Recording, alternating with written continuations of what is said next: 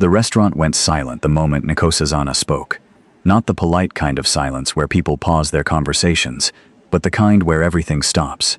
Director Bakek's face drained of color. The other men at the table shifted uncomfortably in their seats. And Seojiwon, the man they called the most dangerous person in Seoul's underground, leaned forward with an expression no one had seen before. Interest. He'd just heard a Nigerian waitress speak flawless Korean, the kind with regional slang that couldn't be learned from textbooks, and she'd used it to put his associate in his place, without ever raising her voice. "Say that again," he said quietly. She met his eyes without flinching. That was the moment everything changed. That was the moment he decided he wanted her. And when Seojiwon wanted something, he got it. The question was whether Nkosazana knew what she'd just walked into. The thing about working at Wallyong was that you learned to read people fast. Nkosazana had been doing this for 6 months now, and she could spot the difference between new money and old money from across the dining room. New money ordered the most expensive items and made sure everyone heard about it. Old money barely glanced at the menu. The 4 men who walked in that Thursday night were definitely old money. She was wiping down table 7 when they arrived. Manager Kwan practically teleported to the entrance, his whole body going rigid in a way that made her pause mid-wipe. He was bowing deeper than usual, his voice climbing half an octave as he greeted them. "Interesting." Hana grabbed her arm as she passed. "Don't go to that table. It's my section. I'll take it. Trade with me." Nikosazana pulled her arm free gently. "You took my last 3 high-tip tables. I need this one." Hana's face did something complicated, like she wanted to argue but couldn't find the words. Finally, she just shook her head and walked away fast. Even more interesting, Nkosazana picked up 4 menus and headed over. The men were settling into the corner booth, the one with the view of Itaewon's nightlights spreading out like someone had spilled diamonds across black velvet. 3 of them were talking, voices low. The 4th was silent. He was the youngest, maybe mid-30s, and he sat at the angle that let him see both the dining room and the door. His face was the kind that didn't give anything away. Not cold exactly, just controlled, like every expression was a choice rather than a reaction. "Good evening," Nkosazana said in English, smiling her professional smile. "Can I start you with something to drink?" The oldest man, 60-something with silver hair, waved his hand dismissively. "Water. Just water for now." His Korean was casual, the tone you'd use with someone you didn't really see as a person. She switched languages without missing a beat. Of course. Still or sparkling? The silver-haired man blinked. One of the others, younger with an expensive watch, leaned forward slightly. "You speak Korean," Expensive Watch said. "I do. Where did you learn?" "Here and there." She kept her smile pleasant and unrevealing. "Still or sparkling water?" "Still," the quiet one said. His voice was different from the others. Softer, but somehow it cut through anyway. Everyone else stopped talking. She looked at him properly then. He was looking back, and there was something in his eyes that made her feel like she'd just been photographed without permission. Like he'd taken in everything about her in 2 seconds and filed it away somewhere permanent. "Still water for everyone," she confirmed, writing nothing down, because there was nothing to write yet. "I'll give you a few minutes with the menu." She turned to go. "Actually," Expensive Watch said, and his tone had changed. Gone oily. "We were just saying how nice it is that they're hiring exotic types now. Really adds to the atmosphere, don't you think? Like decoration." He said it in Korean, said it like she was a plant in the corner. The table went quiet in a different way. Nikosazana turned back slowly. She let the pause stretch just long enough to make him wonder, then smiled wider. "I'm so glad you're enjoying the atmosphere. Though between us, I think the decor budget would have been better spent on teaching some guests basic manners. Still water all around then? Or would you prefer something to help wash down that foot you just put in your mouth?" She said it in perfect Seoul Korean, the polite form, every word technically respectful and absolutely devastating. Expensive Watch's face went red, then white. The quiet one's expression changed. Not a smile, not quite, but something shifted. He leaned back slightly, studying her with open interest now, instead of casual observation. "Say that again," he said. Nkosazana met his eyes. "Which part? The water order or the suggestion about manners?" This time he did smile. Barely. Just one corner of his mouth. But it was there. You're Korean. Where did you learn it? I lived here when I was younger. 8 years. Where? Gangnam. Near the school district. Which school? The silver-haired man cleared his throat. Jiwon. Perhaps we should order. So that was his name. Jiwon. But Jiwon didn't look away from her. Answer the question. It should have sounded rude, but it didn't. It sounded genuinely curious, like her answer actually mattered to him. Seoul International, she said. My mother worked for an NGO. We moved here when I was 8, left when I was 16. And you came back. Scholarship money doesn't grow on trees. Working holiday visa pays better than Kampala. She didn't usually tell customers this much. Actually, she never told customers this much. But something about the way he asked made lying feel harder than truth. Kampala, he repeated. Uganda. Gold star for geography. The fourth man, who hadn't spoken yet, made a noise that might have been a laugh or a cough. Jiwon shot him a look, and he went quiet. What's your name? Jiwon asked. The menu has my recommendation on page 3, Nakosadzana said smoothly. The braised short rib is particularly good tonight. I'll get that water. She left before he could ask again. In the kitchen, her hands were shaking slightly. She ran cold water over her wrists, breathing slowly. Hana appeared next to her, eyes wide. What did you say to them? Took their water order. Nkosi, that's Seo Jiwon. The name meant nothing. Nkosazana shook her head. Hana grabbed her phone, typed fast, turned the screen around. It was a news article, Korean Business Journal. There was a photo of Jiwon, same unreadable face, standing in front of a building. The headline said something about acquisitions and real estate development. So he's rich. Half our customers are rich. Not like this, Hannah's voice dropped. My cousin works at Club 7th. She says the owner doesn't even come to work anymore because Seo Jiwon bought the building, and now he just collects the money. She says people are scared of him. Scared of a real estate guy? Not just real estate. Other things. Things people don't talk about. A chill ran down Nkosazana's spine, but she pushed it away. Well, he still needs water like everyone else. She loaded a tray with 4 glasses and a bottle of still water, added lemon slices because it looked nice, and headed back out. They were deep in conversation when she returned. Something about a shipment and customs and a problem at the port. They went silent as she approached. She poured the water, set the glasses down gently. Ready to order?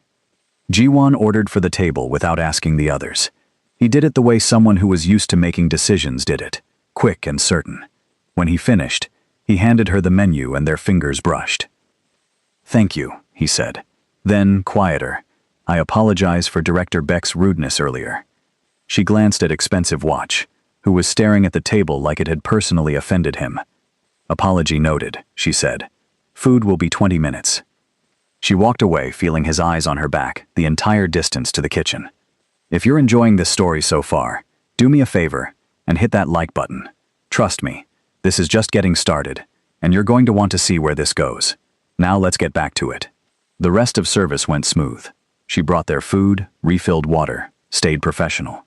Jishwan didn't ask more questions, but every time she came to the table, his attention shifted to her completely, like someone had flipped a switch, and suddenly, she was the only thing in the room. It was flattering and unnerving in equal measure. They stayed for 2 hours. When they finally got up to leave, Manager Kwan appeared again, bowing, thanking them, promising their next visit would be even better. Jiwon nodded once and headed for the door. Nemko Sazana was clearing table 3 when she noticed the envelope. It was black, expensive paper, sitting exactly where Jiwon had been seated.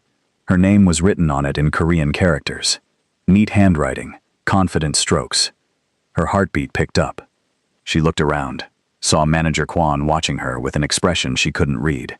She picked up the envelope. Inside was more money than she made in 2 weeks, all in 50,000 won notes, crisp and new. And underneath the money, a business card. Heavy cardstock. No name, just a phone number and a logo she didn't recognize. He asked your name, Hana said, appearing at her elbow like a ghost. Manager Kwan told him. Minko Sazana stared at the money. She should give it back. This was too much. This was weird. But 2 weeks of pay meant her sister's school fees were covered for the month. Meant she could actually eat something other than convenience store kimbap. Meant 1 month closer to saving enough for graduate school. She pocketed the money. She left the business card on the table. 3 days later, he came back. Nekosazana was in the middle of taking an order from a young couple when she saw him walk in. Alone this time. Manager Kwan rushed over, but Jiwon said something short, and Kwan backed off, looking confused. Jiwon walked straight to her section and sat down at a two-top by the window. The couple she was serving noticed her distraction. "Miss? The soup?" "Right. Yes. Sorry. 1 mihokuk. Extra seaweed. Got it." She finished their order, dropped it to the kitchen, and took a breath before approaching Jiwon's table. He was looking at his phone, scrolling through something, completely relaxed. When she stopped at his table, he looked up and put the phone away. "Good evening," she said in English. "Good evening," he replied in Korean. "Fine, two could play this." "Dining alone tonight?" she asked in Korean. "I am. Is that strange?" "Not at all. Just different from last time. Last time was business. Tonight is something else." "Something else?" "I was in the area. I thought the food was good." She waited. He smiled, barely. "And I wanted to see if you actually worked here, or if I imagined you." "Imagined me?" "A waitress who speaks better Korean than half my staff, and doesn't take disrespect from anyone. Seemed unlikely. I'm very real. I'm starting to see that." The air between them felt charged, like right before a thunderstorm. She cleared her throat. "What can I get you?" He ordered light, just 1 dish and tea. When she brought it 15 minutes later, he was still alone, still looking comfortable, still watching the room like he owned it. Maybe he did. She didn't know. "Can I ask you something?" he said as she set down the tea. "You can ask." "Why didn't you call?" She blinked. "Sorry? I left you my number. You left me a very generous tip. The card I assumed was a mistake. It wasn't. Then I assumed it was inappropriate. It wasn't that either." She crossed her arms. "So what was it?" "An invitation." "To what?" "Conversation. Outside of here." He gestured around the restaurant. "Where you're not working, and I'm not a customer. That's usually called a date." "Is it?" "I'm not familiar with the usual way." Despite herself, she almost smiled. "You're telling me you don't know what a date is?" "I'm telling me I don't usually ask for them." "Why ask for this one?" He considered the question seriously, like it mattered. "Because you surprised me. That doesn't happen often." "Surprise you how?" "You're smart. You see things. You said something to Bake that put him in his place without ever being rude enough that he could call you on it. That takes skill. That takes practice, dealing with men who think you're decoration." Something flickered across his face. "Does that happen often?" "More than it should." He nodded slowly. "If you have dinner with me, I promise I will never think of you as decoration." "What will you think of me as?" "I don't know yet. That's why I want dinner." She should say no. Every instinct said no. He was too intense, too interested, too much. And there was what Hana had said, about people being scared, about things people didn't talk about. But there was also rent coming due, and her sister's tuition, and the way he looked at her, like she was a puzzle he actually wanted to solve, instead of a body he wanted to use. "I'm off on Sunday," she heard herself say. His expression didn't change, but something in his eyes did. "Sunday works. I'll pick you up at 7. "You don't know where I live?" "I'll text you. You'll tell me." "You don't have my number." He smiled then. For real.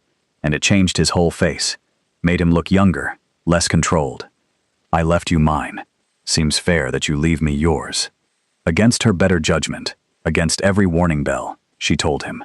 He saved it into his phone immediately, then sent her a text. A single word. Confirmed. "There," he said. "Now you have mine too. What if I don't show up?" "Then I'll be disappointed, but I won't chase you." "Why not?" "Because you're not something to chase. You're someone to wait for." Her stomach flipped. That was too smooth. Nobody said things like that in real life. Except apparently he did. "I need to get back to work," she said, more to escape the moment than because it was true. "Of course." He picked up his tea. "Thank you, Ninkosazana." Hearing her name in his voice did something to her that she absolutely did not want to examine closely. She went back to work. He finished his meal slowly, paid, and left. The tip this time was exactly 20%. Normal. Almost disappointing. Her phone buzzed in her pocket an hour later. Unknown number. Sunday. 7. Wear something comfortable. She stared at it, deleted it, then immediately regretted deleting it, and felt stupid about that. Hana cornered her at the end of the shift. He came back. He liked the food. Ninkosi. What? Be careful. Of what? He's just a guy. Hana gave her a look that said she knew that was a lie, and Ninkosazana knew that was a lie, and they both knew they were going to pretend it wasn't. Sunday came faster than it should have. Nkosazana changed outfits 4 times, hated all of them, and ended up in jeans and a nice blouse, because he'd said comfortable, and she was taking him at his word. Her hair took another 20 minutes. Makeup kept simple, because she didn't want to look like she was trying too hard, even though she absolutely was trying too hard. At 6:59, her phone rang. Hello? I'm downstairs. Her stomach jumped. Be right there. She grabbed her bag, checked her face one more time, and headed down. Her building was not nice. It was the kind of place where the elevator only worked half the time, and someone's laundry was always hanging in the hallway. She wondered what he'd think. Then she stepped outside and forgot to wonder anything. He was leaning against a black car, hands in his pockets, looking up at the building. When he saw her, his whole posture changed, straightened. He smiled. Hi, he said. Hi. He opened the car door for her. The interior was clean and smelled like leather and something else, something subtle. He got in the driver's side. Where are we going? She asked. Ueljiro. There's a place I want to show you. Fancy? No. Opposite of fancy. That surprised her. Okay. He drove well, confident, but not aggressive, and he didn't fill the silence with nervous chatter. She appreciated that. They crossed the river, moved into older neighborhoods, places where the buildings were smaller and the streets were narrower. He parked on a side street and led her to a restaurant that looked like someone's grandmother ran it. Maybe someone's grandmother did run it. Inside was tiny, 6 tables, walls covered in old photos and newspaper clippings.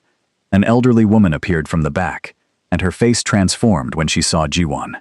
Aigu, Jiwon-ah, how long has it been? Too long, auntie. She swatted his arm affectionately, then noticed Nkosazana, and her eyes went wide with open curiosity. And who is this? This is Nkosazana. Nkosazana, this is Mrs. Lim, best cook in Seoul. He's a liar, but I like him anyway, Mrs. Lim said, beaming. Sit, sit, I'll bring you the good stuff. They sat. The table was old wood, worn smooth by years. The whole place felt like a memory. You come here often? Nkosazana asked. I used to, when I was younger. My father brought me here. Does he still? Something shuddered in his expression. He passed away 3 years ago. I'm sorry. Don't be. It was complicated. She understood complicated. My father left when I was 6. Haven't seen him since. That's harder. Different hard, maybe. He nodded. Mrs. Lim brought out food. Too much food. Plates and bowls covering the whole table. She fussed over them, told Jiwon he looked too thin, told Nkosazana she was beautiful, and then finally left them alone. Eat, Jiwon said. Seriously, everything here is incredible. He wasn't wrong. It was home cooking, the kind that tasted like someone's grandmother had put love directly into the recipe. They ate and talked, real talk, not date small talk. She told him about Uganda, about her mother's work, about learning Korean from textbooks and TV dramas, and getting made fun of by kids at school until her accent smoothed out. He told her about studying in London, feeling split between 2 worlds, coming back to Seoul and finding it both familiar and foreign. Do you like it? She asked. What you do now? He paused, chopsticks halfway to his mouth. That's complicated. You say that a lot. It's true a lot. Try me. Uncomplicate. He set down the chopsticks.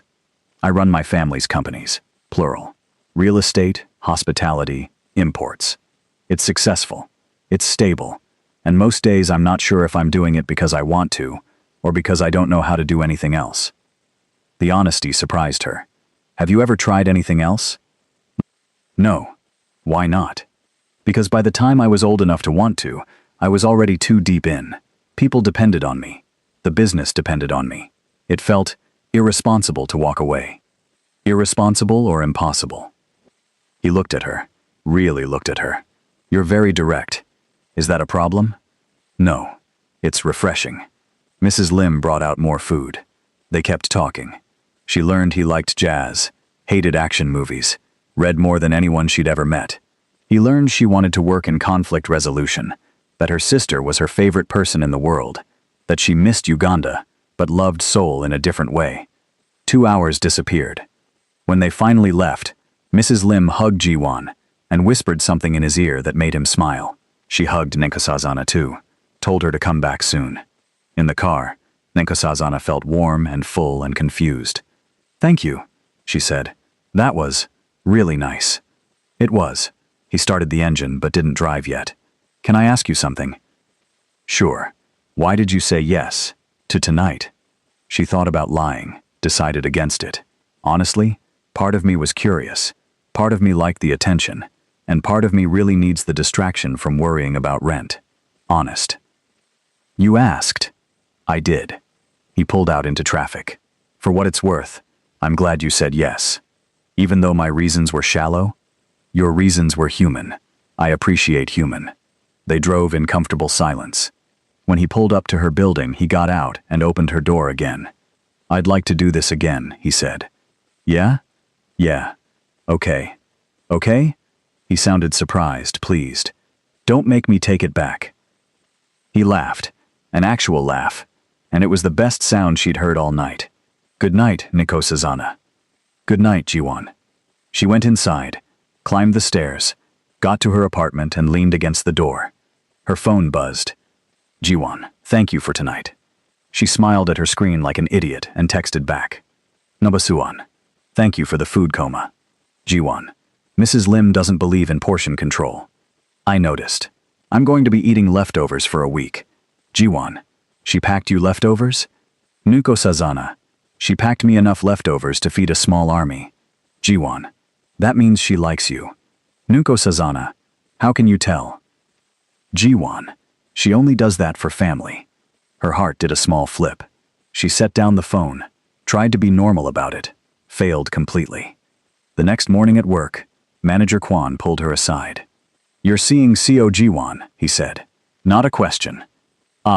We had dinner, once. Kwon's face did something complicated. Be careful. Why does everyone keep saying that? Because he's not. He's a good man, I think, but his world is not a safe world. What does that mean? Kwon looked like he wanted to say more but couldn't. Finally, he just shook his head. Just be careful. It should have scared her off. Should have made her think twice. Instead, it made her more curious. She Googled him that night. Really Googled him. Passed the first page of business results. Found the articles Hana had mentioned about investigations and dropped charges and businesses that changed hands quietly. Found photos of him at events, always in the background, never seeking the camera.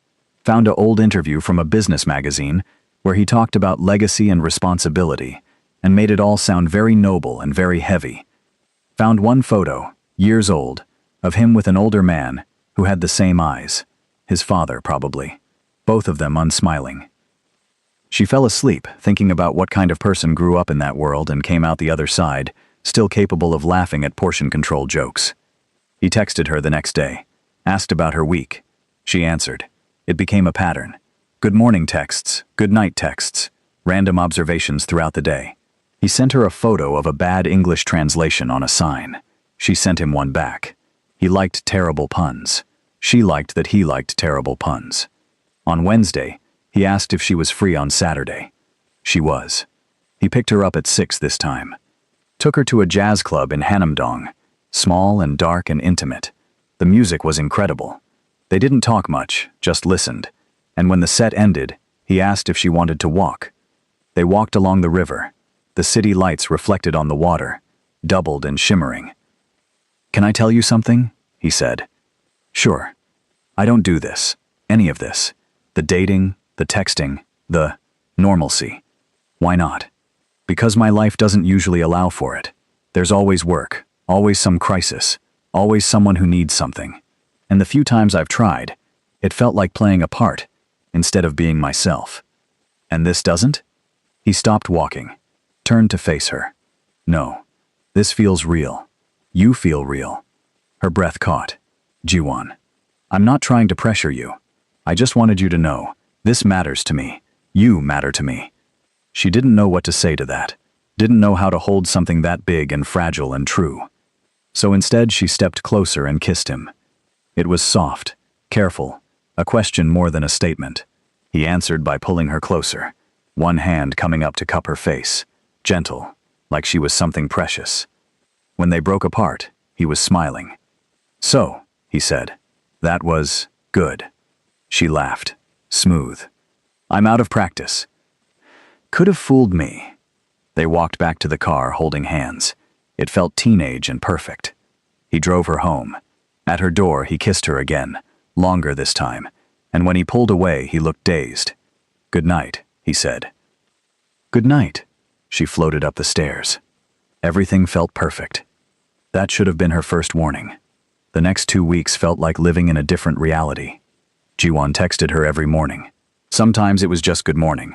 Sometimes it was a photo of his coffee or a terrible joke he'd heard.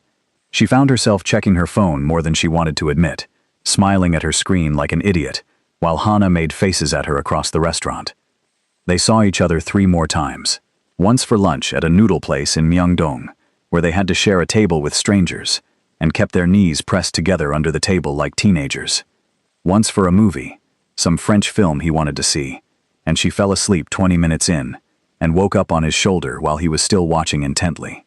Once for coffee that turned into dinner, that turned into walking around Hongdae until midnight watching street performers. He was different when it was just them, lighter. He smiled more, made bad jokes, told her stories about Mrs. Lim and her husband, who used to give him candy when his father was in one of his moods, asked her questions about Uganda, about her childhood, about what she wanted to do after graduate school. He listened like her answers mattered, like she mattered. It was terrifying and wonderful in equal measure. But there were moments, small moments, where something felt off. Like when they were walking in Hongdae and someone recognized him, a younger guy, maybe mid-20s, who went pale when he saw Jiwon and practically bowed himself in half, apologizing for interrupting. Jiwon was polite but cold, dismissed him quickly, and the guy scurried away like he'd narrowly avoided something dangerous. Friend of yours? Neko-sazana asked. Works for one of my companies. He should know better than to approach outside of work. The way he said it was casual, but something in his tone made her skin prickle. Or like when his phone rang during dinner and he glanced at the screen and his whole face changed. Went from relaxed to that controlled blankness she'd seen at the restaurant. He excused himself, took the call outside, came back 10 minutes later looking tired. Everything okay? She asked. Work. Always work. Want to talk about it? Not really. I'd rather talk about literally anything else. So she let it go, but she noticed. The third thing happened on a Tuesday. Her landlord had been a problem for months. Mr. Park owned the building and had decided that foreign tenants should pay more because, as he'd told her directly, they caused more trouble. Never mind that Neko-sazana was the quietest person on her floor. Never mind that she paid on time every month. He wanted an extra 200,000 won starting next month, or she could leave. She'd been fighting it, politely but firmly, showing him her contract, reminding him that what he was doing was illegal. He'd laughed at her, told her to prove it. She was looking into tenant rights organizations, trying to figure out if she could afford a lawyer, stressing about it constantly. Then on Tuesday she came home, and Mr. Park was waiting in the lobby. He looked different, nervous. He stood up when she walked in. Miss Mirembe, he said in Korean, formal and stiff. I need to apologize. She stopped. Sorry? The rent increase. I was mistaken. Your contract is your contract. No changes. I'm very sorry for the confusion. She stared at him. What changed your mind? I reconsidered. It was wrong of me. Please accept my apology. He bowed, actually bowed, and then left quickly, like he had somewhere urgent to be.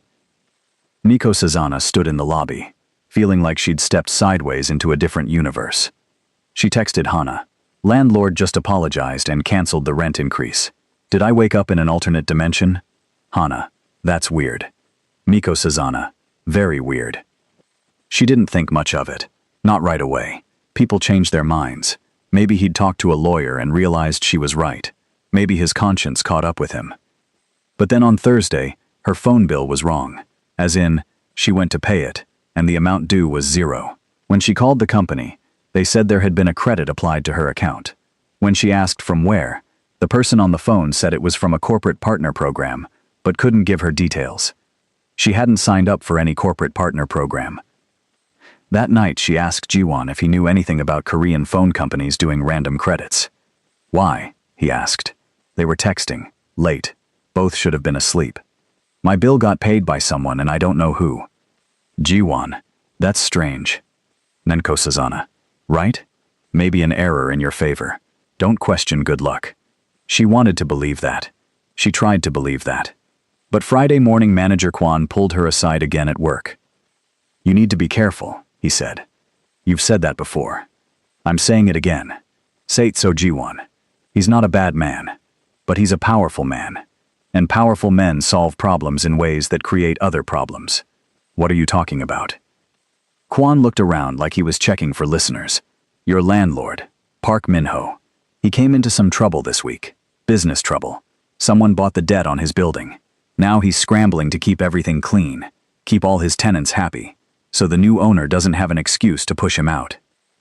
Cold ran down her spine. Who bought the debt? I don't know the name of the company, but I know who owns the company. She didn't need him to say it.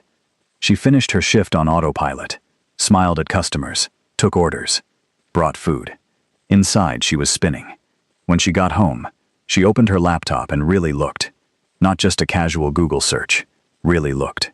She found more articles, a pattern of businesses that changed hands quietly, competitors who suddenly backed off from deals, people who crossed Jiwon or his companies and then had mysterious financial troubles right afterward. Nothing provable, nothing illegal that stuck. But the pattern was there if you looked. She found a blog post from 2 years ago, anonymous, talking about how the Seo family had connections everywhere. Police, politicians, judges, how they operated in the gray spaces where legal and illegal blurred together. She found a photo from a funeral. Jiwon in a black suit, face empty, standing next to a casket. The caption said it was his father's funeral. Next to him was an older man with hard eyes. The caption identified him as Go Sang-chul, longtime associate of the Seo family. She thought about her landlord backing off, her phone bill, the way that guy in Hongdae had looked at Jiwon like he was afraid. She thought about Jiwon's hands on her face, gentle and careful. She didn't know what to do with any of it. Her phone rang. Jiwon. She almost didn't answer, then did. Hi, she said. Hi. Bad time? No. Just got home. Tired? A little. I was thinking about you. Her heart hurt. Yeah? Yeah. I know it's late notice, but are you free tomorrow? There's somewhere I want to take you. She should say no, should create distance, should think about this. Where? She asked instead. It's a surprise. Trust me? That was the question, wasn't it? Okay, she heard herself say. What time? They made plans.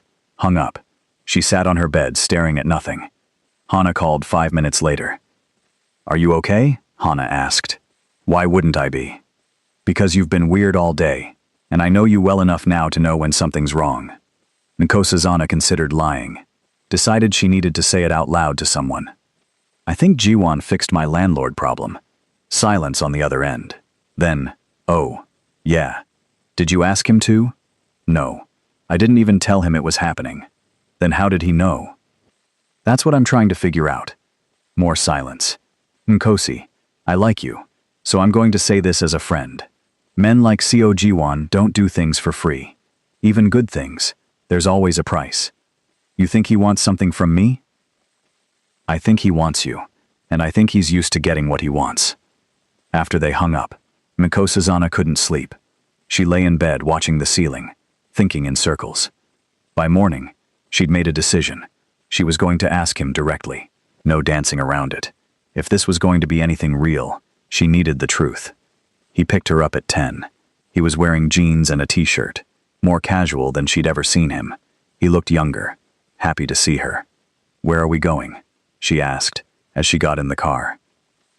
"You'll see." They drove north out of the city.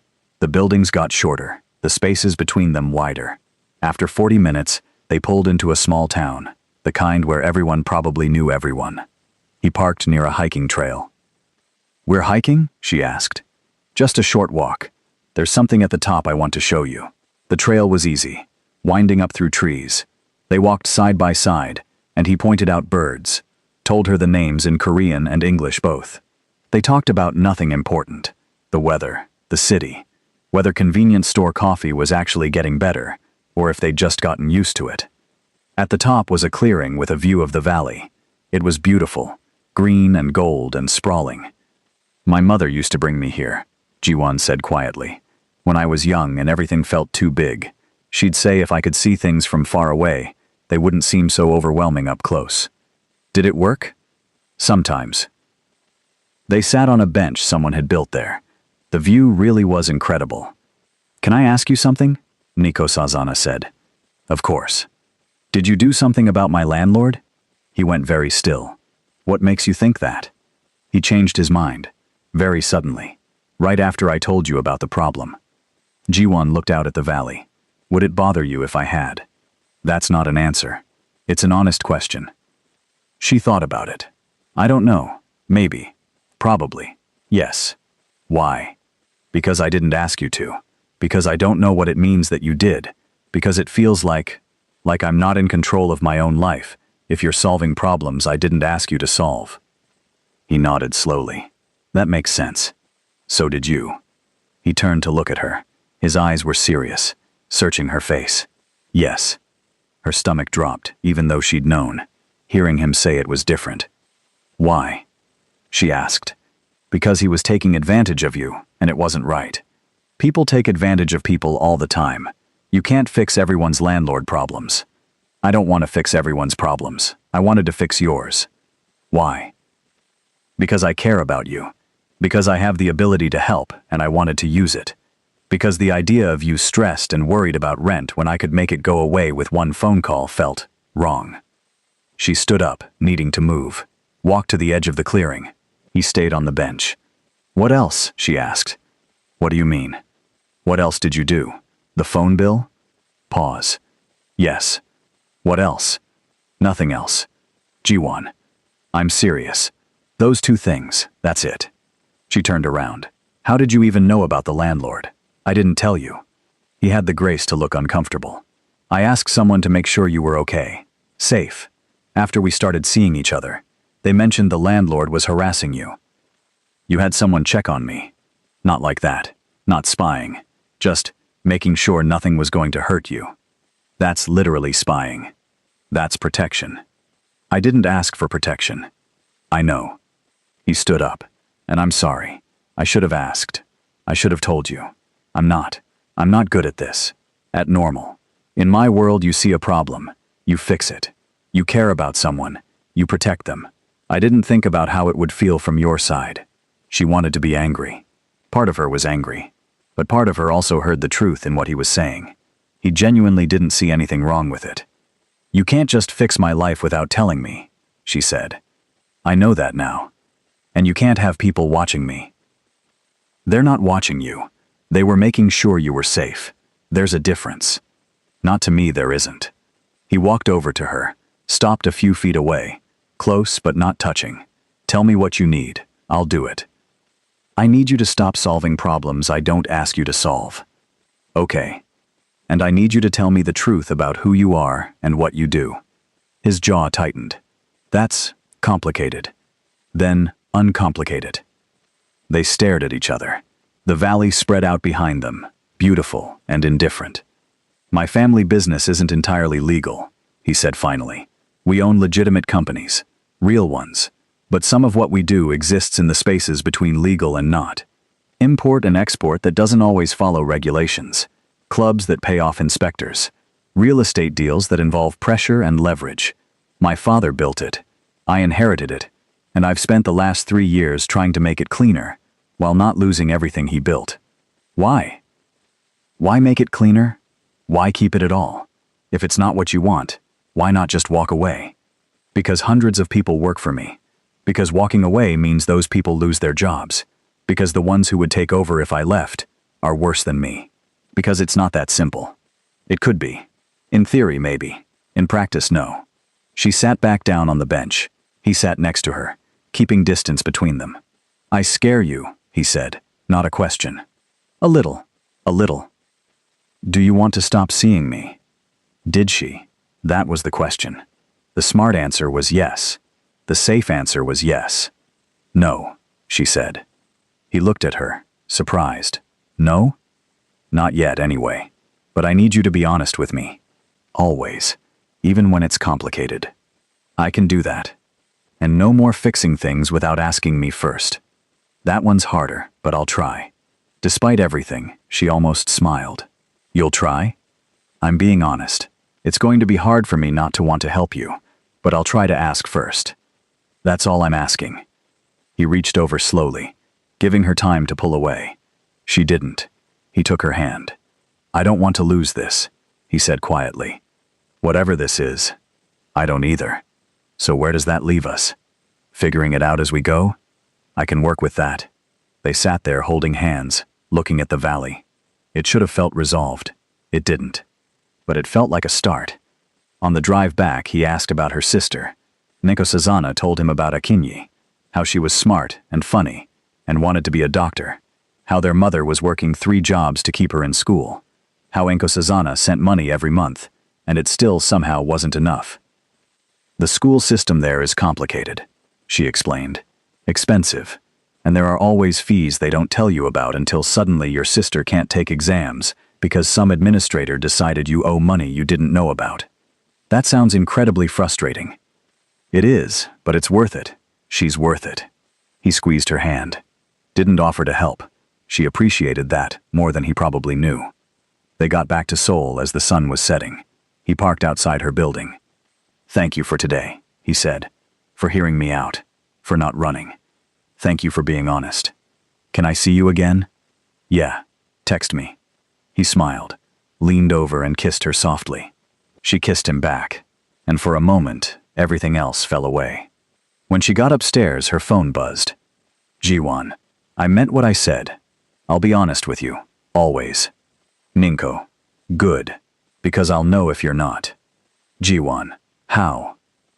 Nkosazana, I'm very observant. Jiwon, I've noticed. She fell asleep feeling like maybe this could work, like maybe complicated didn't have to mean impossible. She should have known better. Monday at work was normal.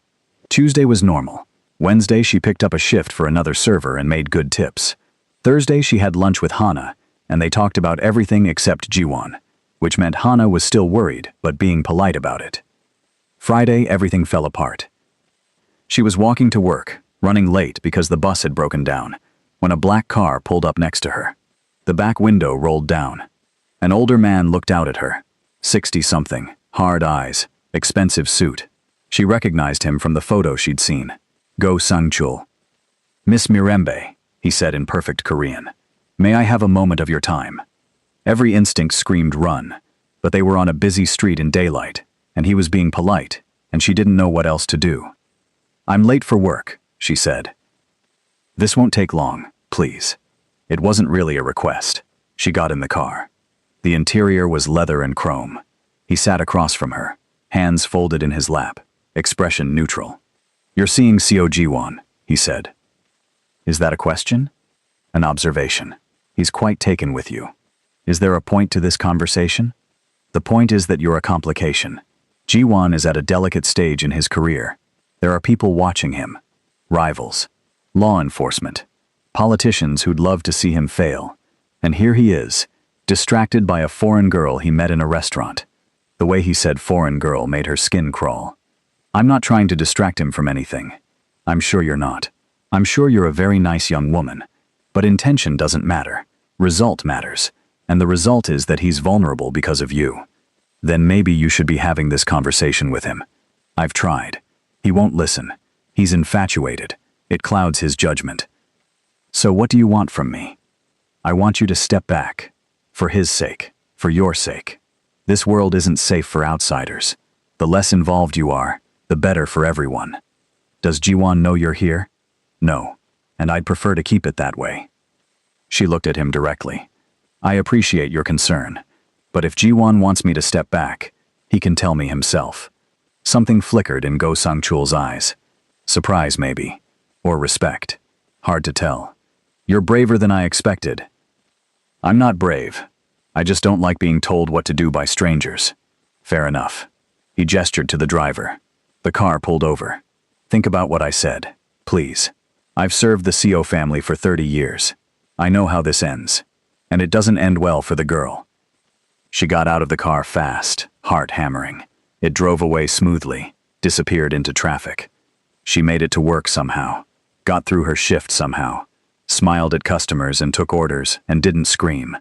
When she got home, she sat on her bed and shook. Her phone rang. Jiwon. She stared at it. Answered. Hey, he said. How was work? Fine. Busy. You sound tired. Long day. Want to talk about it? She almost told him. Almost said your lieutenant cornered me in a car and told me to leave you alone. But something stopped her. Maybe pride. Maybe fear. Maybe the need to process it herself first. If you're still with me at this point, I need to know. Drop a comment below and tell me what you think Miko Sazana should do. Should she tell Jiwon about Mr. Go? Should she walk away? Let me know what you're thinking, because this is about to get even more intense. Just tired, she said. Can I call you tomorrow? Pause. So he could feel him calculating on the other end. Of course. Get some sleep. You too. Miko Sazana. Yeah? I'm glad I met you. Her throat tightened. Me too. They hung up. She sat in the dark for a long time. The next morning she woke up to 7 missed calls from her mother.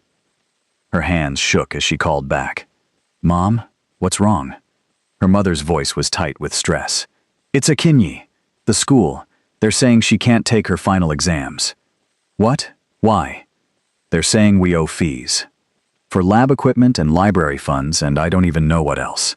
20 million shillings. I don't have it. I've called everyone I know. Tried to negotiate. They won't budge. Miko Sazana did the math in her head. 20 million Ugandan shillings was about 6,000 US dollars, or roughly 7 million Korean won. She had maybe 800,000 won in her savings. She'd been sending everything extra home. She didn't have it. When do they need it by? She asked, even though she knew the answer would be bad. Next week. If we don't pay by next week, she can't take exams. If she can't take exams, she loses the whole year. A whole year. Akinyi would be devastated. All that work for nothing. I'll figure something out, Miko Sazana heard herself say. How? I don't know yet, but I will. Tell Akinyi it's going to be okay. She hung up and immediately started running numbers. If she worked every possible shift for the next week, took no days off, if tips were good, she might get to 1.5 million won. Not even close to enough. She could borrow from friends, but none of her friends had that kind of money either. Could take out a loan, but her visa status made that nearly impossible. Could ask Jiwon. The thought made her feel sick. He'd said he'd help. He'd want to help, but owing him that much money, being that dependent, after everything Mr. Go had said, she couldn't. She spent the day applying for every extra shift she could get, looking into loan options, doing math that didn't work no matter how many times she redid it. That evening, her phone buzzed. Jiwon, dinner tomorrow? She stared at the message. Miko Sazana. Can't. Picked up extra shifts. Jiwon. Sunday then? Miko Sazana. Maybe. I'll let you know. Jiwon. Everything okay? Miko Sazana. Yeah. Just busy. She could feel him not believing her through the phone. Sunday came, and she worked a double shift. Her feet hurt. Her head hurt. She'd done the math 17 more times, and it still didn't work. Monday morning, she woke up to an email. It was from Akinyi's school, a receipt, showing the fees had been paid in full. Anonymous donor. Her blood went cold. She called her mother. Did you see the email? Her mother asked immediately. Someone paid. I don't know who, but someone paid. When? This morning. The school called me. They said a wire transfer came through from Korea. Do you know anything about this? She knew exactly what this was. Let me make some calls, she said. I'll call you back. She hung up and immediately called Jiwon. He answered on the first ring. Good morning.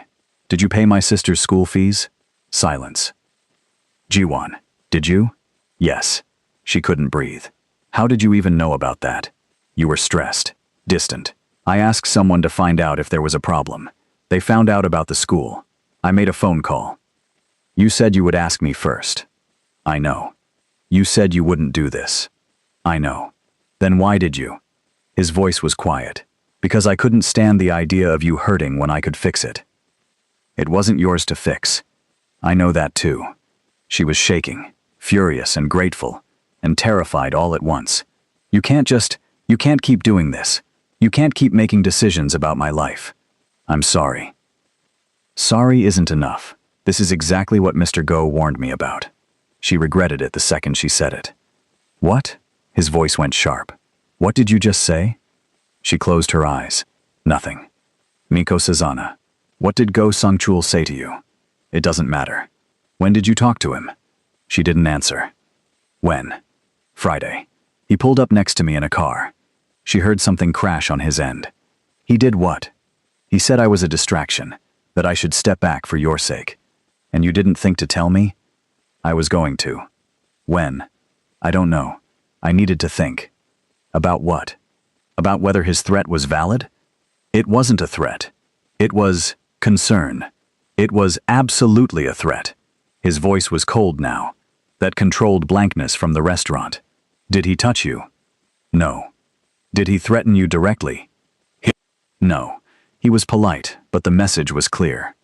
She heard him breathing on the other end, heard the control it was taking for him to stay calm. I need to go, he said finally. Jiwon, I need to handle this. I'll call you later. Don't do anything. Don't hurt him or whatever you're thinking. I'm not going to hurt him, but he crossed a line and he knows better. Jiswan, please. I'll call you later. He hung up. She sat there holding her phone, feeling like everything was spinning out of control. Her phone buzzed an hour later. A text from a number she didn't recognize. Unknown. You should have listened when you had the chance. Things are about to get complicated for your boyfriend. Hope you're ready. Her stomach dropped. Another text. A photo. Jiwon leaving his office building. The angle suggested it was taken from across the street, zoomed in. Someone was watching him. She tried calling Jiwon back. It went to voicemail. She tried again. Voicemail. Texted him. Someone just sent me a photo of you. I think you're being watched. The message showed delivered, but not read. She paced her apartment, trying to figure out what to do. Call the police? And say what? She didn't even know who sent the message. Her phone rang. Unknown number. She answered. Hello? Miss Mirembe. The voice was male, young, amused. You don't know me yet, but you will. Tell Seo Jiwon that Kang Minsok says hello. And tell him to check his properties in Itaewon. There might be some problems. The line went dead. She stood there, phone in hand, heart racing. Everything Mr. Go had said was coming true. She was a complication, a vulnerability. And now someone was using that against Jiwon. She grabbed her jacket and headed for the door. She didn't have a plan. She just knew she needed to find him. Her phone buzzed. Jiwon, where are you? Nikosazana. Home. Where are you? Jiwon, I'm coming to get you. Pack a bag. Nikosazana. What? Why? Jiwon, just do it, please. I'll explain when I get there. Nikosazana.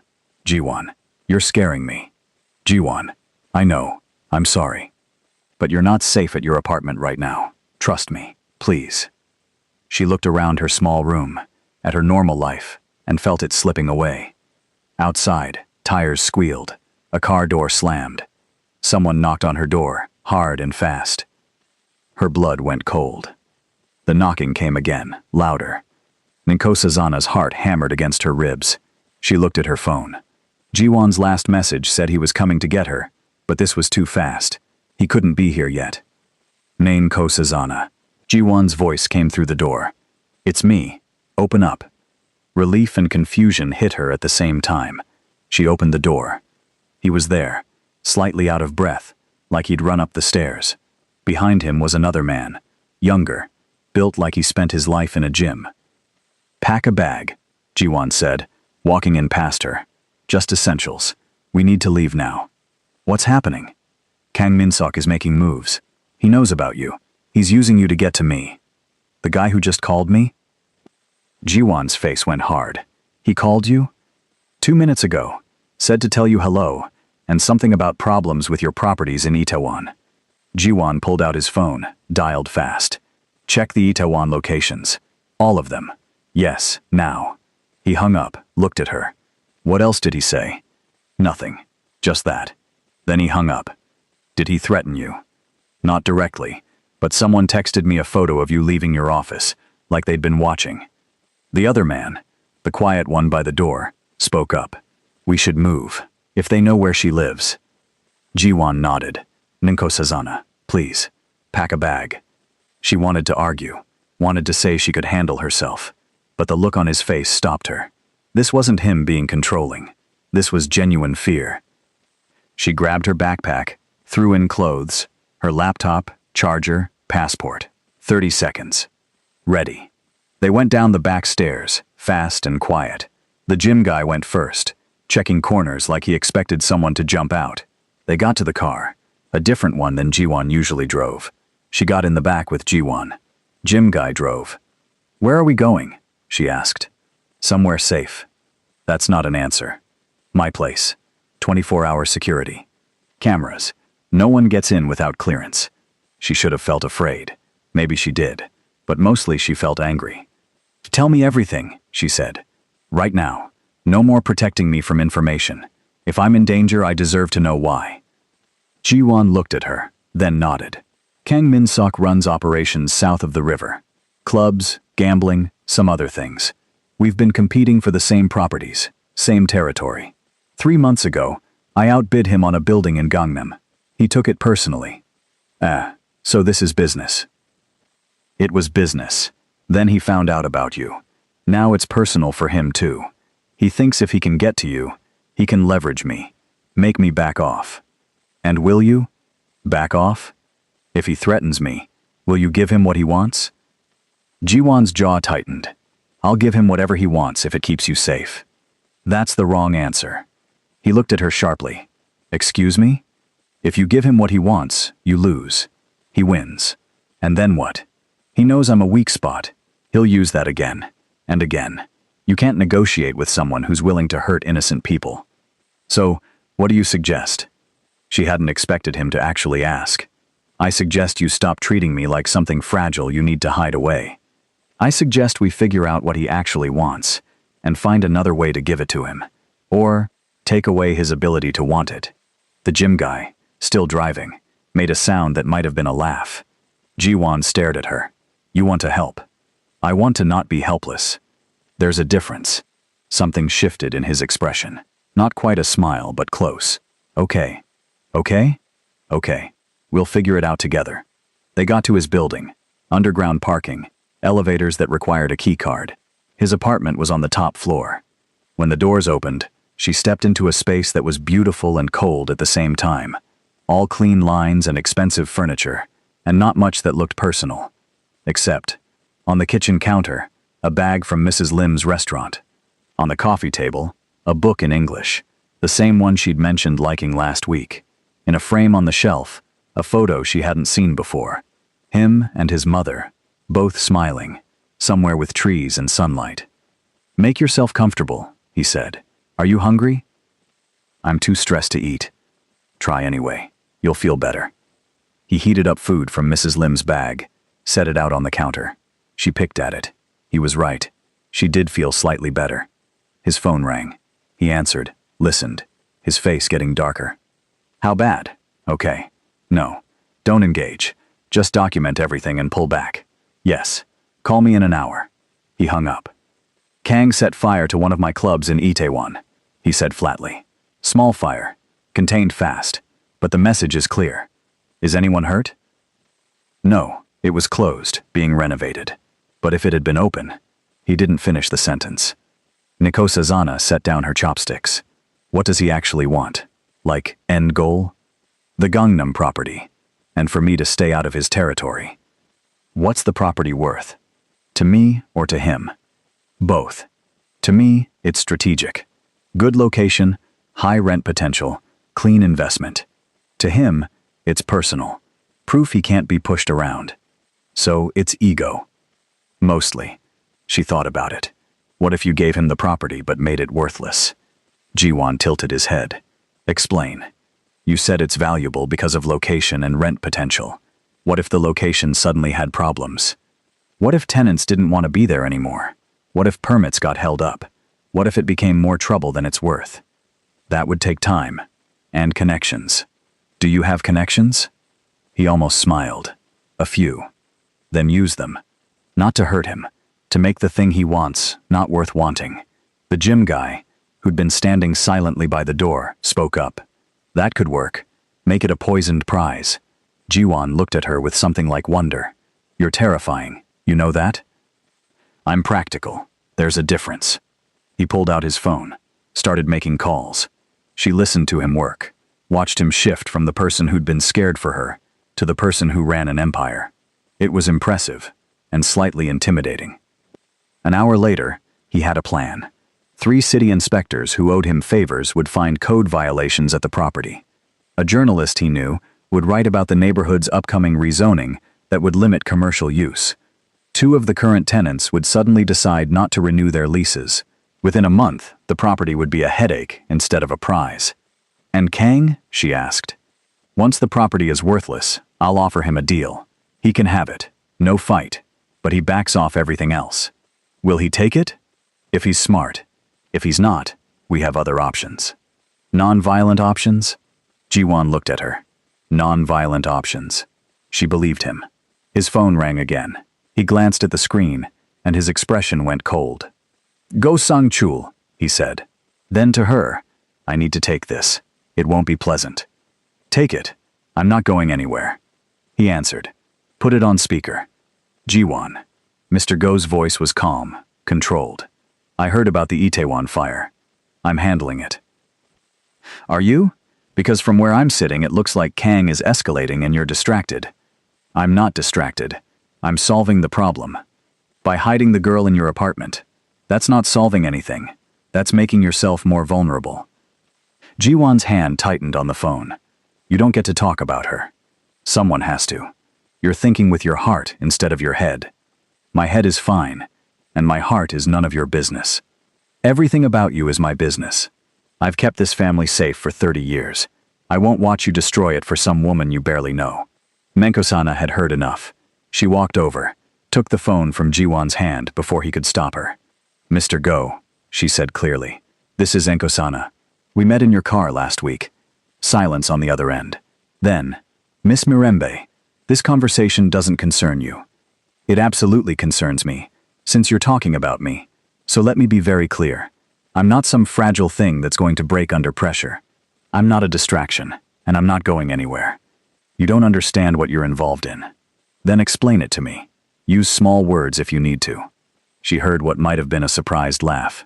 You have courage. I'll give you that. I have a low tolerance for men who think they know what's best for everyone else. Now, do you want to help us deal with Kang Min-sok, or do you want to keep lecturing us about choices that are already made? More silence. Jiwon was staring at her with an expression she couldn't read. What's your plan? Mr. Go asked finally. She explained it, quick and clear. When she finished, Mr. Go was quiet for a long moment. That might actually work, he said, grudging respect in his voice. It will work, she said, if everyone stops fighting each other and starts working together. I'll make the calls about the inspectors, Mr. Go said. I know people. Thank you.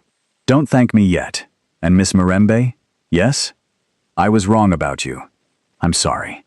She hadn't expected that. Apology accepted. They hung up. Jiswan was still staring at her. What? She said. I don't think anyone's ever spoken to Go Sang-chul like that and lived to tell about it. He's just a man. Men respond to confidence. You're incredible. I'm annoyed. There's a difference. He laughed. Actually laughed, and crossed the space between them. Pulled her close. She let herself lean into him, feeling the tension of the last few hours finally crack.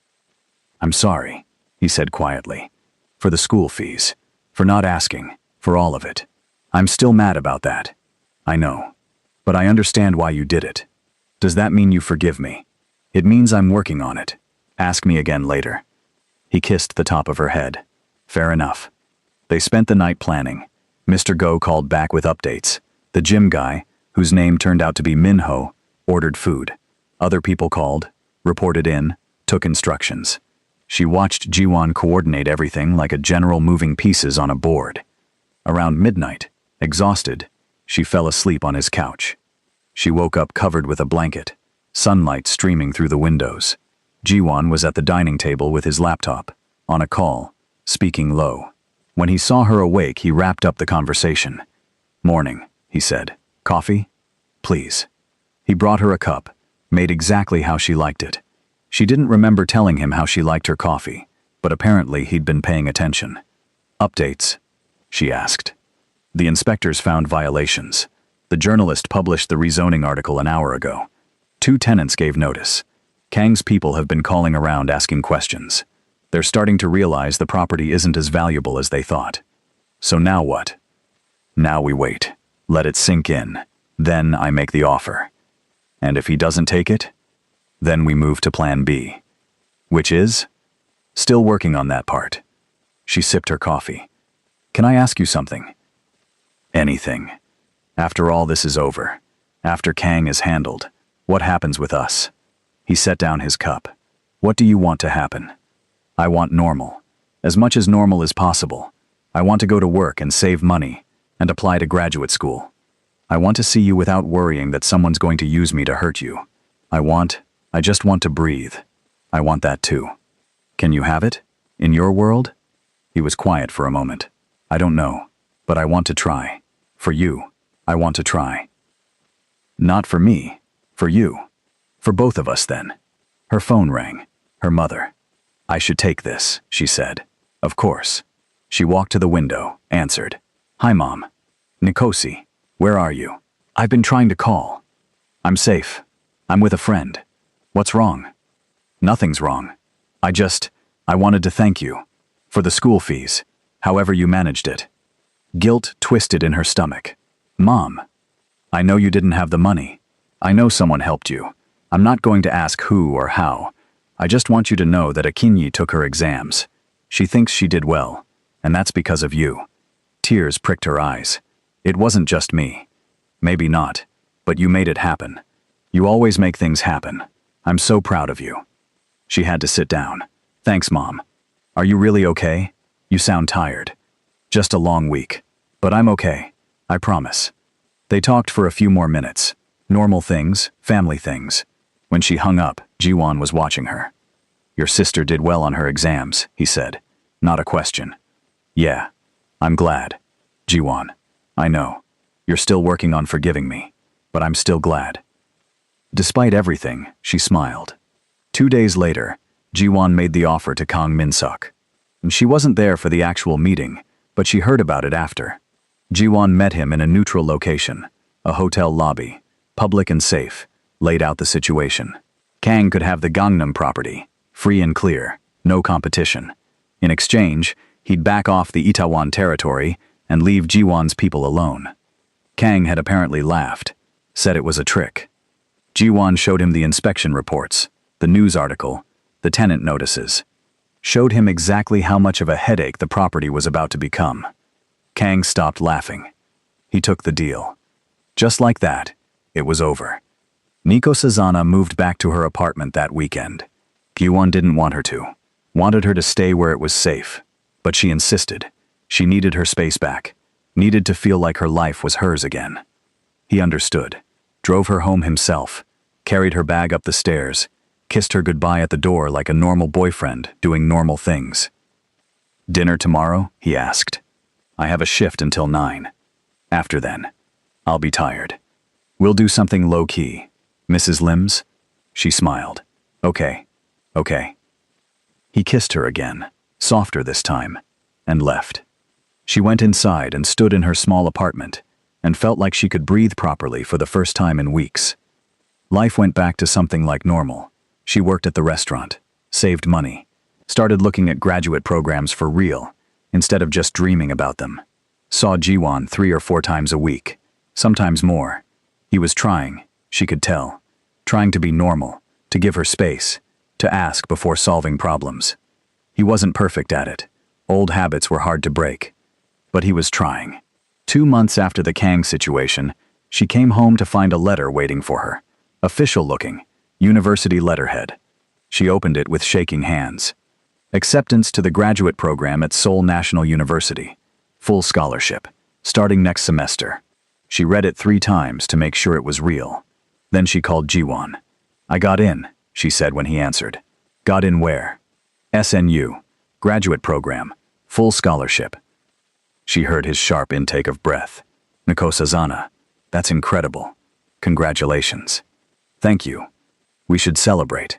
Let me take you somewhere nice." "Just nice? Not fancy? As nice or as not nice as you want." "Mrs. Lim's?" He laughed. "Mrs. Lim's it is. I'll pick you up at 7. At dinner, Mrs. Lim made a fuss, brought out special dishes, told Nikosazana she was brilliant and beautiful, and Jiwon was lucky to have her. Jiwon agreed with all of it, looking at Nikosazana like she was the only person in the room. "I'm proud of you," he said when Mrs. Lim finally left them alone. "You barely know my GPA. I know you worked for this. I know you earned it. That's enough." She reached across the table, took his hand. "Thank you." "For what?" "For not trying to take credit for this one. I know you probably wanted to." He smiled. "I did call in one favor. Just one." Her stomach dropped. "Jiwon." "I'm kidding. I didn't do anything. This was all you." She threw a napkin at him. He caught it, laughing. "Seriously though," he said. "I didn't touch this. I promised myself I wouldn't. You deserve to do it yourself." "That must have been hard for you." "You have no idea." They finished dinner, walked along the river, talked about her classes and his work, and whether Mrs. Lim would ever retire. Normal things, easy things. "Can I tell you something?" he said as they were walking back to the car. "Sure. I'm leaving the business. Some of it anyway. The parts that aren't clean. I'm selling off the clubs, the imports, the gray area stuff, keeping the real estate and the legitimate companies." She stopped walking. "Really? Really? It's going to take time. Maybe a year, maybe more. But I'm doing it. Because of me? Because of you. And because of me. Because I want to be someone you can be proud of. And because I want to sleep at night, without wondering who I've hurt to get where I am." She didn't know what to say, so she kissed him instead, right there on the sidewalk with people walking past and the river flowing beside them. When they broke apart, he was smiling. "So you forgive me?" he asked. "For the school fees?" "I'm working on it." "Still? It was a lot of money. It's going to take a while." "Fair enough. I'll keep asking." "Please do." 3 months into the semester, Akinyi came to visit. She'd finished her exams with top marks, earned a scholarship of her own to a good university in Kampala. She wanted to see Korea, see where her sister lived, meet the mysterious boyfriend she'd heard about. Nkosazana was nervous. Jiwon was nervous. They were both disasters. They picked up Akinyi from the airport together. She came through arrivals tall and bright and beautiful, saw Nkosazana and screamed and ran over. They hugged for a solid minute. "You look good," Akinyi said, pulling back to study her. "Happy?" "I am happy." "Good." Then she turned to Jiwon, looked him up and down, and said in perfect Korean, "So you're the one who's been distracting my sister from video calls." Jiwon's eyes went wide. "You speak Korean?" "Nkosi's been teaching me. Thought I'd surprise you." She switched back to English. "Also, I wanted to make sure I could eavesdrop if you two start talking about me." Nkosazana laughed. "She's smarter than both of us combined." "I believe it," Jiwon said. They spent the week showing Akinyi around Seoul. Palaces and markets and Mrs. Lim's restaurant, where Akinyi ate her weight in banchan and declared Korean food superior to all other foods, no contest. They went to Busan for a weekend, walked on the beach, ate fresh seafood, took 1,000 photos. One night, while Jiwon was getting coffee, Akinyi turned to Nkosazana. "He's good for you," she said. "Yeah?" "Yeah. You smile more. You seem Lighter. He makes me happy. I can tell. And he looks at you like you hung the moon. He's dramatic like that. No, he's in love like that. You know that, right? Nenkosasana's heart skipped. We haven't. We don't say that yet. Maybe you should. Jiwon came back with coffee before she could respond, but the words stayed with her. On Akinyi's last night, they had dinner at Jiwon's apartment. He cooked, which surprised both of them. It was simple food, but good, made with care. After dinner, they sat on the balcony looking at the city lights. "This is nice," Akinyi said. "You two are disgustingly cute together." "We try," Jiwon said. "Try harder. I want to be an auntie someday." Ninkosazana choked on her drink. Jiwon turned red. Akinyi cackled. Later, after Akinyi went to bed in the guest room, Ninkosazana and Jiwon stayed on the balcony. "Your sister is terrifying," he said. "She gets it from me. I believe that too." They sat in comfortable silence. The city spread out below them. Millions of lights, millions of lives. "I love you," Jiwon said quietly. She turned to look at him. He was staring at the city, not at her, like it was easier to say it without eye contact. "I've loved you for a while, actually," he continued. "Since probably the second date. Maybe the first, I don't know. I just know that you walked into my life and everything got better and scarier and more complicated and more worth it all at once. And I love you. I needed you to know that." Her throat was tight. "Jiwon, look at me." He did. His eyes were vulnerable in a way she'd never seen. "I love you too," she said. His face transformed. "Yeah? Yeah, you're bossy and overprotective, and you solve problems you shouldn't solve. But you're also kind and trying so hard, and you make me laugh. And I love you." He kissed her then, soft and deep and full of promise. When they broke apart, he was smiling so wide it looked like it hurt. "So what now?" he asked. "Now we keep figuring it out, one day at a time." "I can work with that." "Good, because you're stuck with me now." "Best news I've heard all year." They stayed on the balcony until late, talking about everything and nothing, planning a future that felt impossible, and perfect, and real. 6 months later, Nakosana finished her first year of graduate school with honors. Jiwon sold off the last of his questionable businesses and started a foundation for international students in Korea. Mr. Go retired and spent his days fishing and occasionally calling to give unsolicited advice. Akinyi started university and video called twice a week to complain about her classes and ask about wedding plans that didn't exist yet. On a Saturday afternoon, Inko Sazana was at Mrs. Lim's restaurant with Jiwon. They'd been coming here so often, they had a regular table now. Mrs. Lim brought them food they didn't order and told them stories about when Jiwon was young and awkward. "He had the biggest ears," Mrs. Lim said, laughing, "like little satellite dishes." "I grew into them," Jiwon protested. "Barely," Inko Sazana teased. Mrs. Lim patted her hand. "You're good for him. He smiles now. Before you, always so serious." "Before her, I had reasons to be serious," Jiwon said. "Now you have reasons to be happy. Better reasons." She bustled off to help another customer. Jiwon looked at Nkosazana across the table. "She's right, you know," he said. "About the ears? About everything. You make me happy. You make me better. You make yourself better. I just cheerlead from the sidelines." "Important job." "I try." He reached across the table, took her hand. "Thank you." "For what?" "For not running away when you had every reason to. For giving me a chance. For loving me, even when I'm terrible at being normal." "You're getting better at normal. Only because you're patient. Patient is generous. I'm stubborn. There's a difference." He laughed. "Fair." They finished their meal, said goodbye to Mrs. Lim, walked out into the Seoul afternoon. The city was loud and bright and chaotic and beautiful. "Where to?" Jiwon asked. "Anywhere. Everywhere. I don't know. Helpful. I'm flexible. That's new." She bumped his shoulder. He caught her hand, held it as they walked. They ended up at the river, the same spot where they'd walked on their second date. The water reflected the sky, blue and endless. "Can I ask you something?" Niko Sazana said. "Anything." "Are you happy? Really happy? Or do you miss the old life sometimes?" He thought about it. I don't miss the stress, or the fear, or the feeling like I was always one mistake away from everything falling apart. But sometimes I miss the simplicity of it.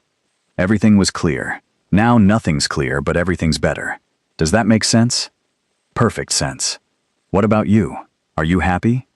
Ridiculously happy. Annoyingly happy. The kind of happy that makes other people want to throw things at me. Good. They stood there watching the water, holding hands, being happy. And if this story made you feel something, if you smiled or got butterflies, or just enjoyed the ride, do me one last favor. Hit that subscribe button. Because I've got more stories like this coming. Stories about people finding each other in unexpected places.